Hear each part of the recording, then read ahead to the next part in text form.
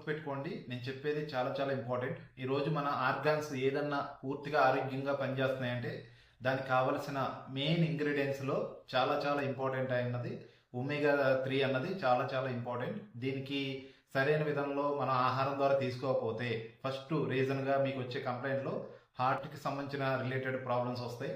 అలాగే ఇంకా బ్రెయిన్కి సంబంధించినవి కూడా వస్తున్నాయి. అలాగే నరాలకు సంబంధించిన ప్రాబ్లమ్స్, అంటే నరాలకు సంబంధించిన చేతుల నొప్పులు, కాళ్ళ నొప్పులు, అలా మెడ నొప్పులని, నడు నొప్పి అని ఇలాంటి కంప్లైంట్స్ ఎక్కువ వస్తున్నాయి.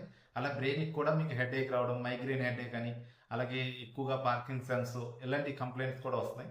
ఇవన్నిటికి రిలేటెడ్గా మనం ఒమేగా 3 అన్నది చాలా చాలా ఎక్కువ మోతాదులో తీసుకోవాలి. ఎందుకంటే ప్రతిదీ నేను ఇప్పుడు చెప్పిన ఆర్గాన్స్కి 60-70% డైలీ నీడ్ అన్నది ఖచ్చితంగా తీసుకోవాల్సిన ఆహారంలో ఒమేగా 3 అన్నది ఈరోజు మనం తినే ఆహారంతో పాటు కలిసి మనకు అందాల్సింది.